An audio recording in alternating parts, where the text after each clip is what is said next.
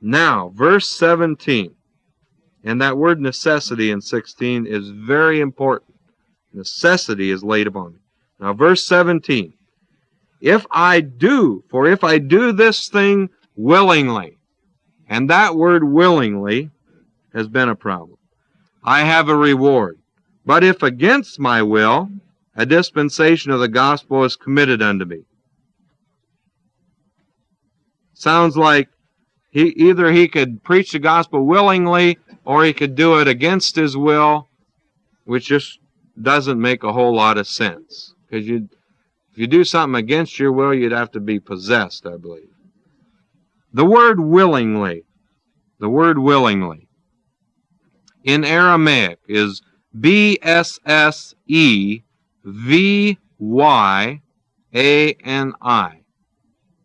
B-S-S-E-V-Y-A-N-I.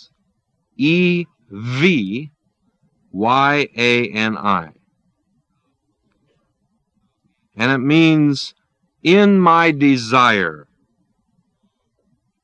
In my desire.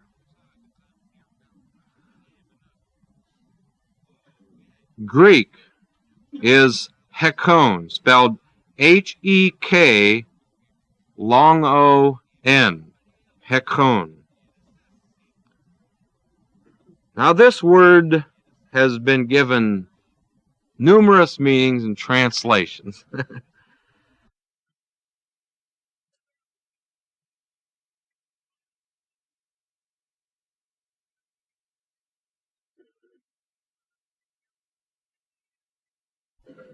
I'm going to give you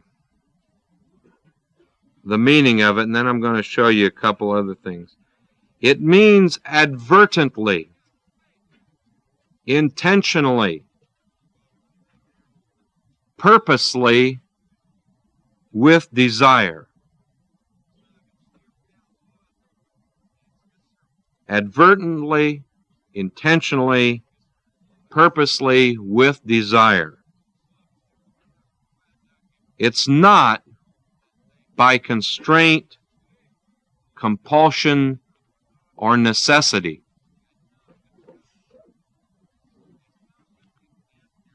If you are constrained to do something, or it's of necessity, as we read back in verse 16, or you're compelled to do it, then you're not doing it purposely out of the desire of your heart and intentionally or advertently.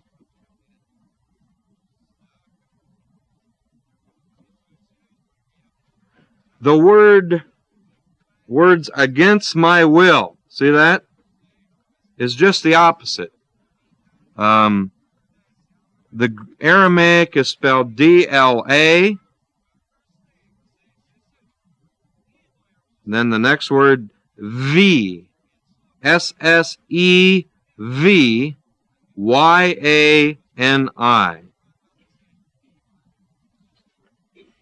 And it means not in my desire.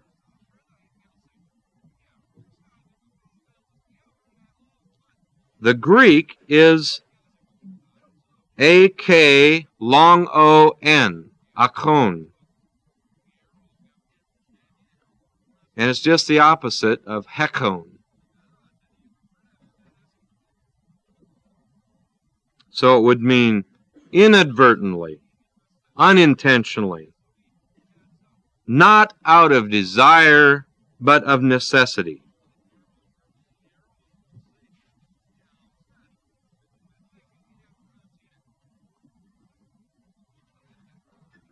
Now this first word in Greek, hekon, which means advertently, intentionally, purposely, is related to another Greek word spelled H-E-K-O-U-S-I long O-S.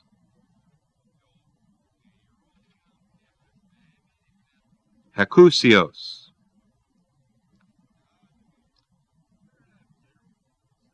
That word is used in Hebrews 10:26 and 1 Peter 5:2.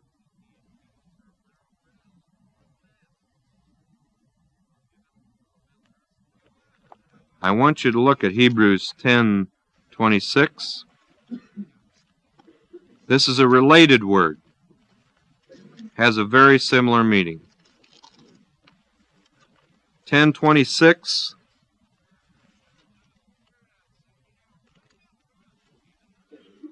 It says, if we sin willfully, after that we have received the knowledge of the truth, there remaineth no more sacrifice for sins. If we sin intentionally, advertently, purposely, with desire.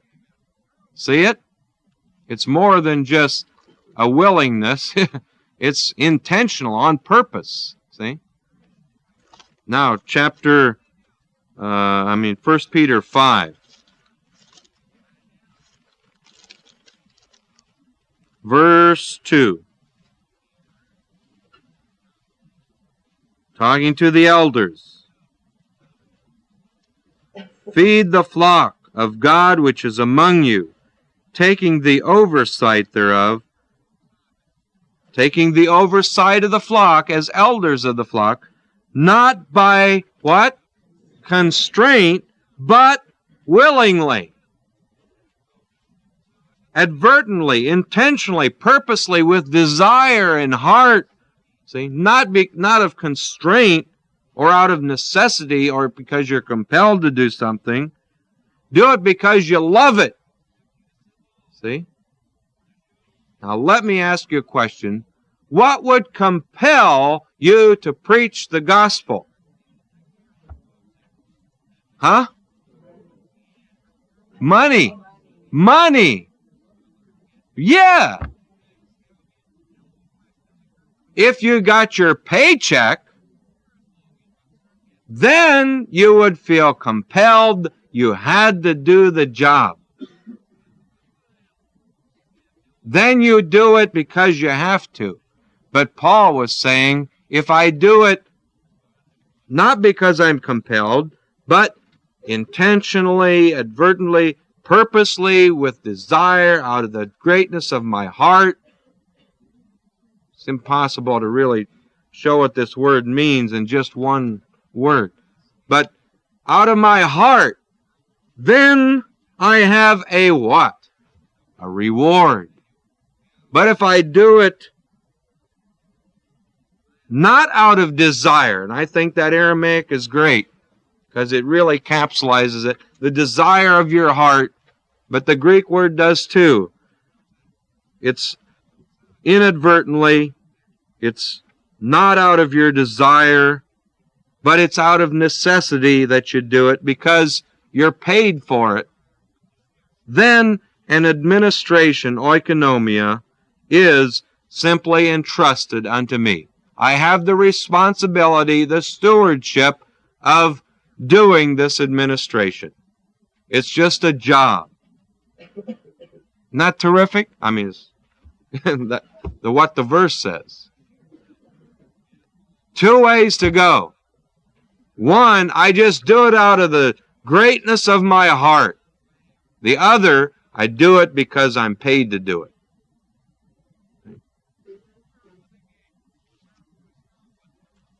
Until something comes out of the greatness of your heart, it's really not going to bubble and, it doesn't mean you can't get paid, because he just gave the argument that you have the right to live off the gospel. And so you could get paid and still do it out of the greatness of your heart. But if you just do it because you get paid, then it's not so good. All you've got is a job, a stewardship. In Luke chapter 17. Luke chapter 17.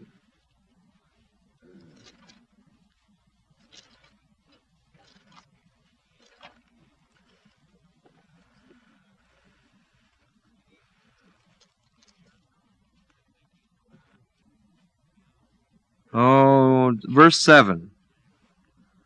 17, verse 7. But which of you, having a servant plowing or feeding cattle, will say unto him, immediately when he has come from the field, well, say, servant, why don't you come and sit down and have some meat? No, no, no, no. You know he's your servant.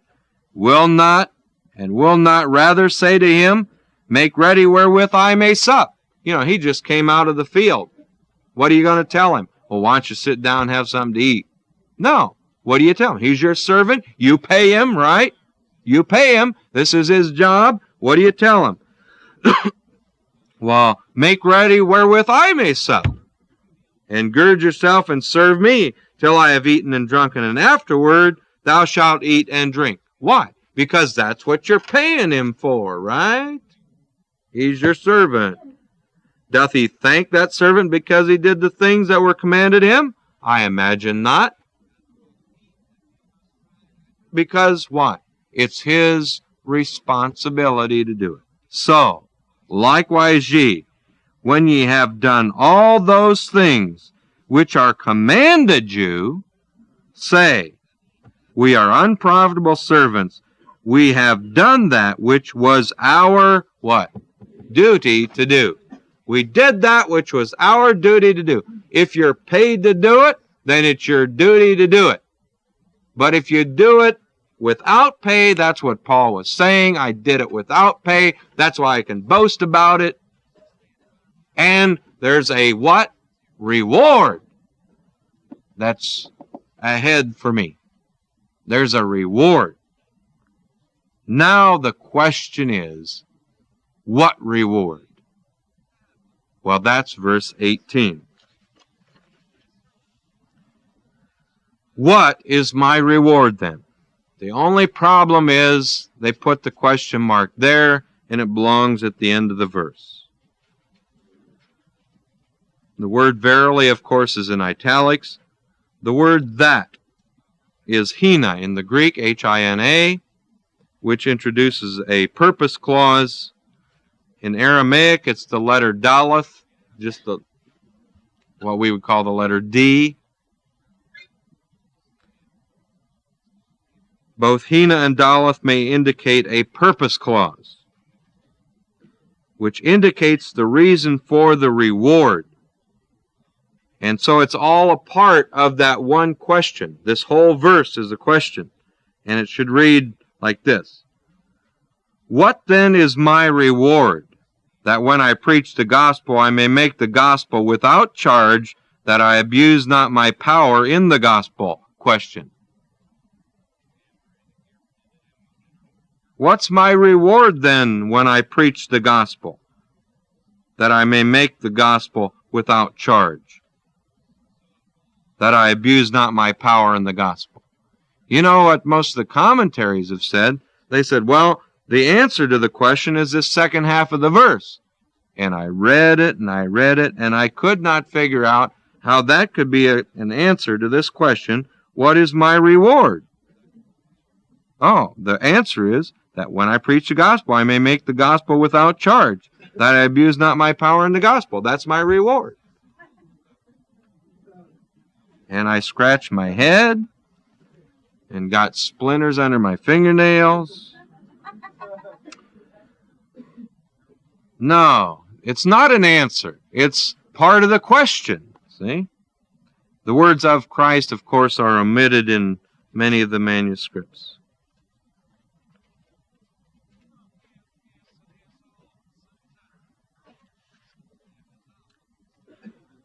Now, the word abuse simply means to use in both the Aramaic and the Greek.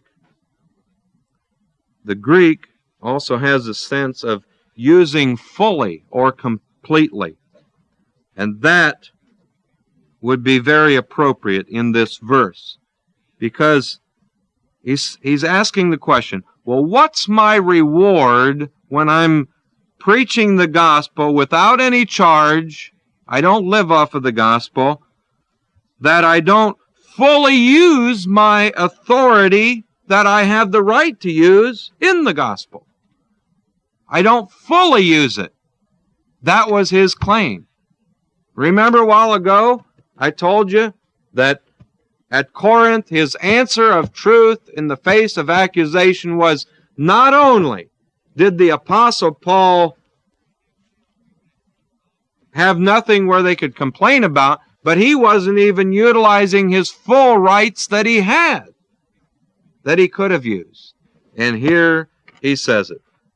What is my reward if I don't fully utilize those rights and privileges, those authorities that I have, in that I preach the gospel, but yet I do not live off of the abundant sharing? I do it without charge at Corinth. What then is my reward for doing that? He answers that in verses 24 and following. Know ye not that they which run in a race run all, but one receiveth the prize? So run that ye may obtain. And every man that striveth for the mastery is temperate in all things. Now they do it to obtain a corruptible crown, but we a what? Incorruptible. That's the answer to that question. What is my reward? It's future. When Christ returns, an incorruptible crown. Now, verses 19 to 23 then are a parembole. A parembole. P-A-R-E-M-B-O-L-E. Which is an added explanation, complete in itself. You put parentheses around it. You could take it out and read right from verse 18 to 24 and look how it flows, because it answers his question that he brought up in verse 18. And that's what they haven't seen. So 19 through 23 is this parembole. Let's read it. For though I be free from all, yet have I made myself servant unto all, that I might gain the more. Here he's explaining, why he does it without charge, that he doesn't fully use his power in the gospel. Instead, what have I done? Though I be free from all, I wouldn't have to do it this way, yet I've made my what? Self-servant to all, that I might gain the more. Unto the Jews I became what? Judean, that I might gain the Judeans. To them that are under the law, as under the law. By the way, certain of the manuscripts add this phrase, myself not being under the law.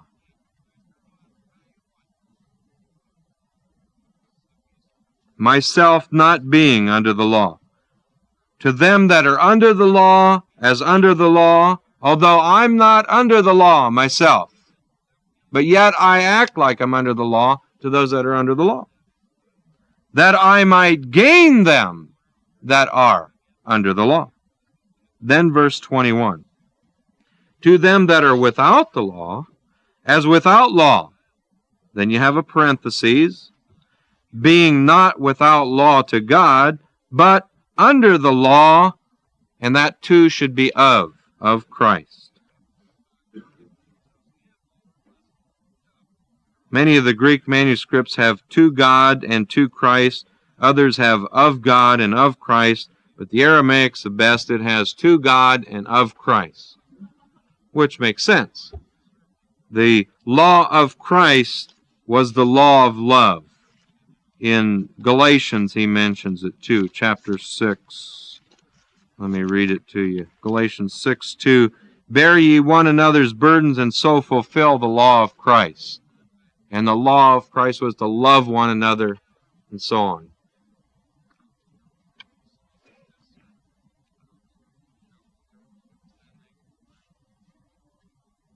Being not without law to God, but under the law of Christ. End of parenthetical statement here.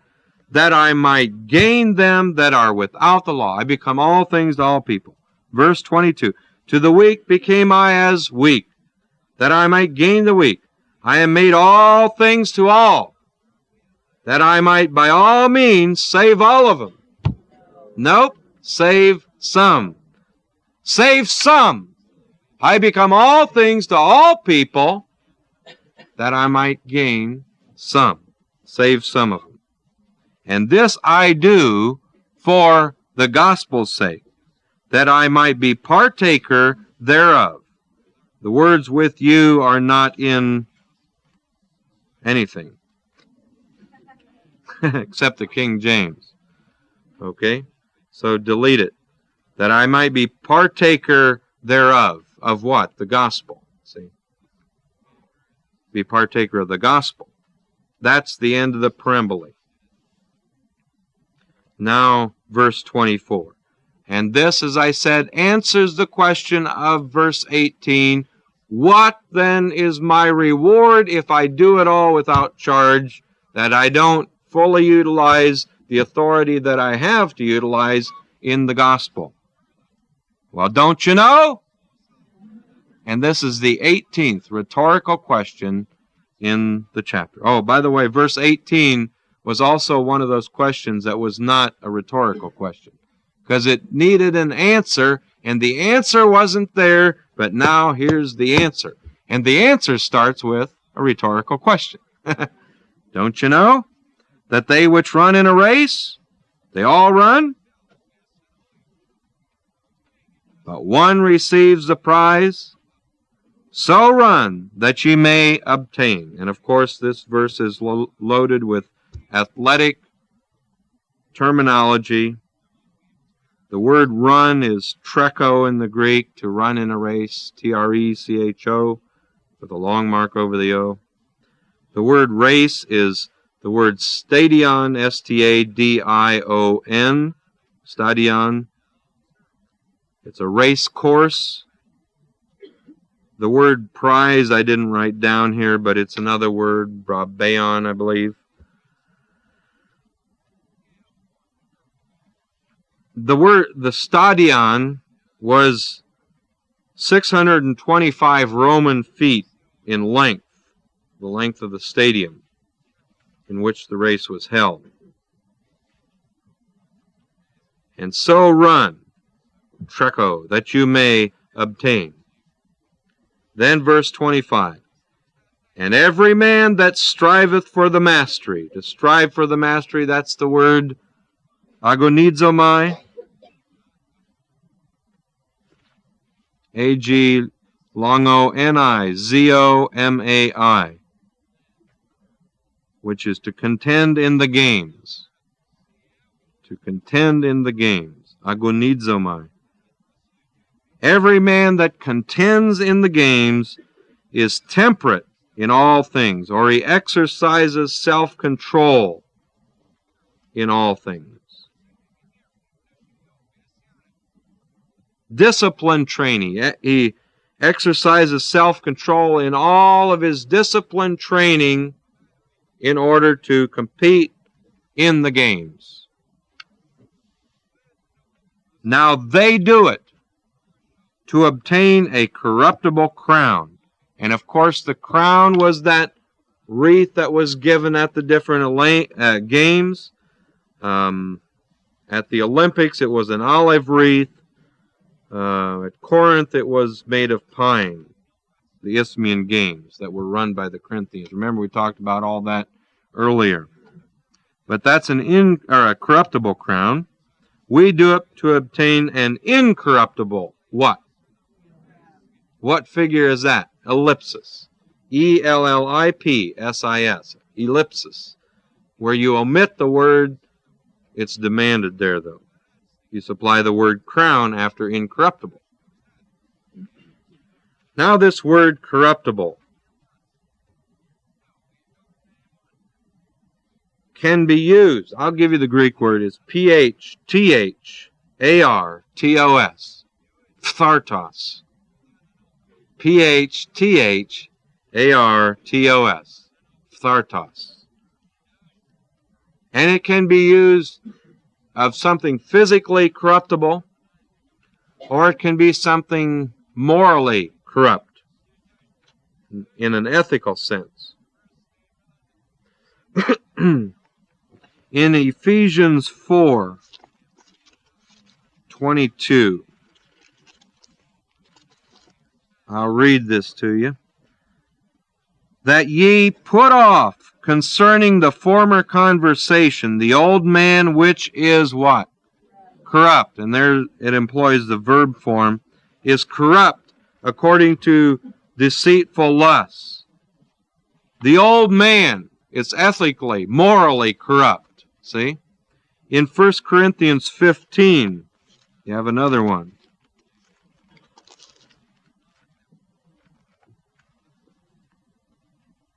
Be not deceived, verse 33, 15:33.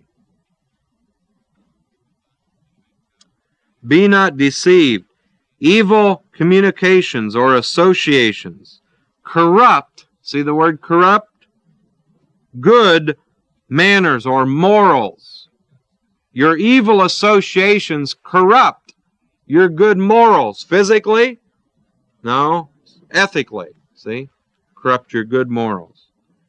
And then in chapter 3, you remember the verse, if any man defiles, corrupts the temple of God, God's going to destroy or corrupt him. Ethically is how he tries to defile the body, because you can't defile the temple itself, but to destroy those members in it. God in turn is going to corrupt him. How? By his works. His works will not last. They won't stand. He will not receive a reward for them.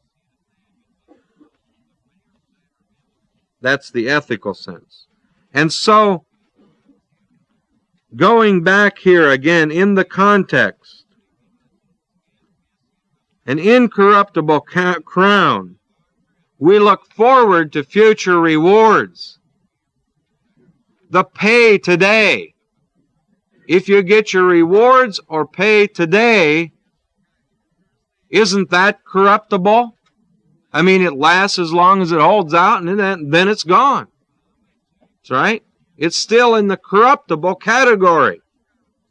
So there's something even bigger than that which is available today.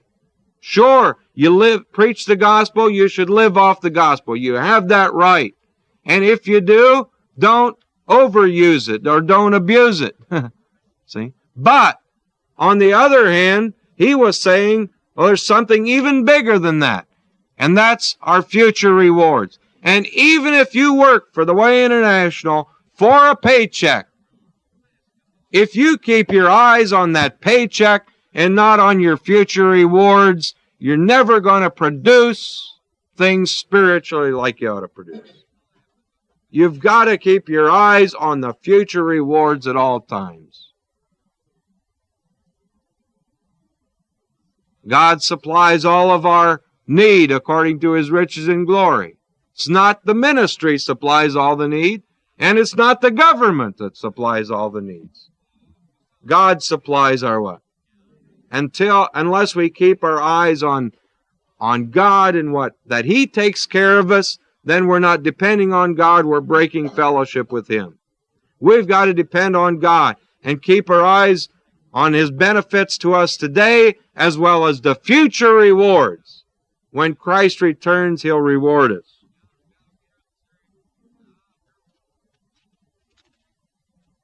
Thought of that verse in Timothy, that those that labor in the word and doctrine, you're to count worthy of double honor. Well, they have that honor today. You don't muzzle the ox, as that same verse is quoted there. They're paid, sure. But what about future rewards?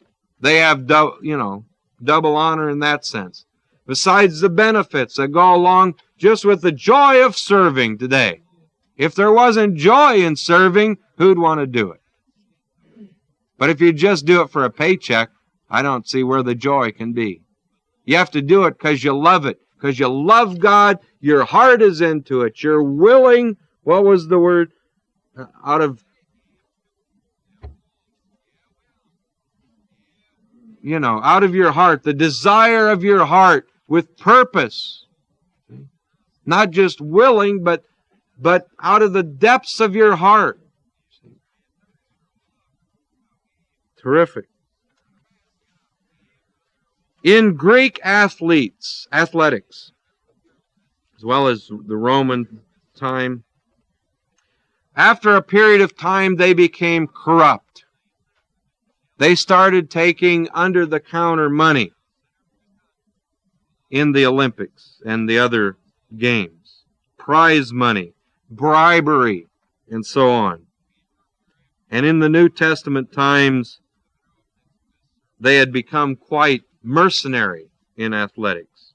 The same is true today in some fields, where there's under-the-counter money paid to top athletes in some of these marathons and different things. So they will either produce, they'll put that extra effort in to win or come in second or to lose or something. See? That's, was in vogue at that time as well. And that pay, that reward for them is corruptible. Even their little honor would have been incorruptible in that sense, that it was ethically won. But if they did it for money, then it was ethically wrong, it was corruptible. So there's a lot more to this as you work it than just words. Just one single meaning here. There's a lot of depth to it. We do it to obtain not a crown or reward just today, just for pay today, but it's for all the spiritual benefits that go with it, and the future rewards as well. An incorruptible crown. I, therefore, so run, and again, run is trecho, T-R-E-C-H-O, not as uncertainly, so fight I, and the word fight is to box. Not as one that beateth the air, or fights the air, shadow boxes. Or it can be used also of the blows that you miss when you're boxing, where you don't make contact.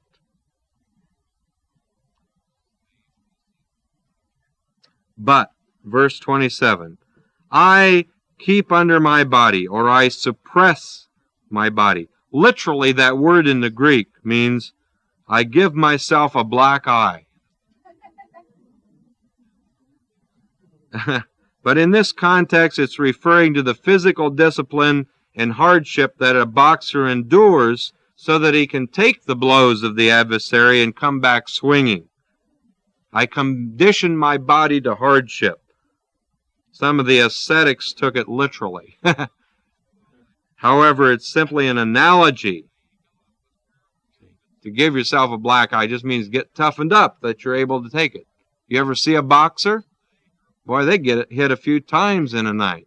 They've got to be able to take it. So you condition yourself spiritually and bring it into subjection.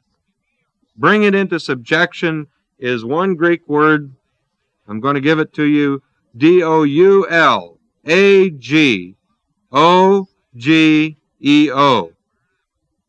And put a long mark over both of the last two O's. Now, that's a combination of doulos, which means what? Slave. And agoge. A-G long O-G long E, which means training or discipline. So put them together, and it means to train rigorously under rigid discipline. It's quite a word. You give yourself a black eye. No. You condition your body to hardship and train rigorously under rigid discipline, lest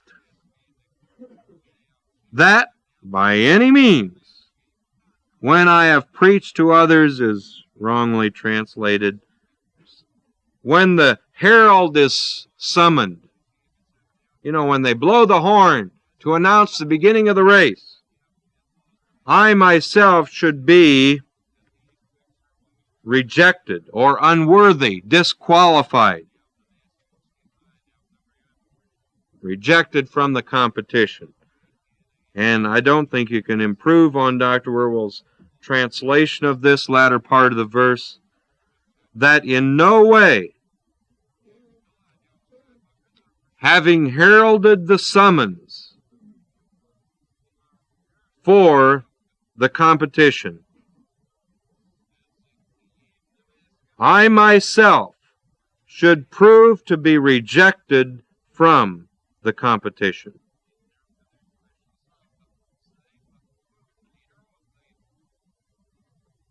That in no way, having heralded the summons for the competition, I myself should prove to be rejected from the competition.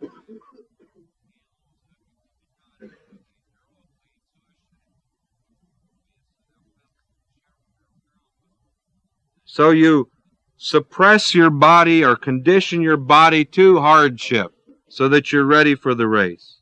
You train rigorously under rigid discipline like a slave.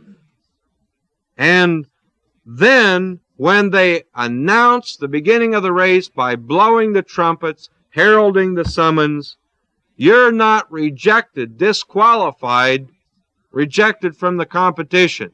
That you're able to run that race and win the race.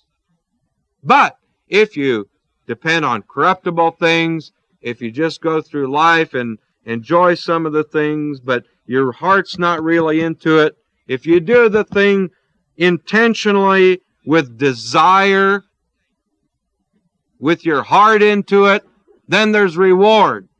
But if you just do it because you get a paycheck, because you have to, then you just have the responsibility of the stewardship, and I don't know how long that'll last because your heart's not really into it. See? But if you put your whole heart and soul, your discipline, training into it, then you're accepted in the competition. You're worthy to run the race. Then you run the race with all the gusto you've got and win it. And that's the way, the attitude we have to have if we're going to see the Word reach over the world. We can't do it for pay. Pay is okay, meets needs, but that's not why we do it. Why do people work so hard at General Motors? Because they get paid. Why do people work so hard here at Way International? Not because they get paid, because their heart's into it. Because they want to see the Word go over the world. And if somebody does not have their heart into it, they don't last long. Your heart has to be into moving God's Word over the world rigorously with discipline, like the athletes train for the races, for the boxing matches, endured the hardships. They prepared, they got ready. See how this whole chapter is Paul's answer of truth in the face of his accusers. They didn't have a leg to stand on in accusing him because he was truly an athlete spiritually. He put his whole heart, soul, and life into it. He even went beyond what he was required to do because he could have accepted the abundant sharing at Corinth, but he didn't. Instead, he just kept preaching the Word because he knew then he couldn't boast to them about it. And they weren't big enough to understand the principles. Maybe by the time 2 Corinthians was written, they were big enough that he could really start sharing with some of that. Because in chapter 8 and 9 of 2 Corinthians, he really gets into abundant sharing. Tells them where it's at. But here, they just weren't big enough to receive it. And he just still had the joy of holding forth the Word. If he never got a paycheck, he made saddles on the side and still spoke the Word. And that's the attitude and heart we have to have toward the Word. Because we want to see the Word move over the world, and we're willing to put whatever it takes into it to see that it gets done. Because we've got rewards incorruptible in the future that we keep our eyes on at all times, rather than on the reward today. Although there's benefits today that you enjoy along with it. So, during your ho-ho relo, get out there and hold forth the word, because you got rewards coming. Do it, okay? Father, we thank you for this great night, for your love and goodness to us, for your wonderful, matchless word, and for allowing us to again study your word and see how it works in our own lives and how we can apply it. In the wonderful name of Jesus Christ. Amen. God bless you.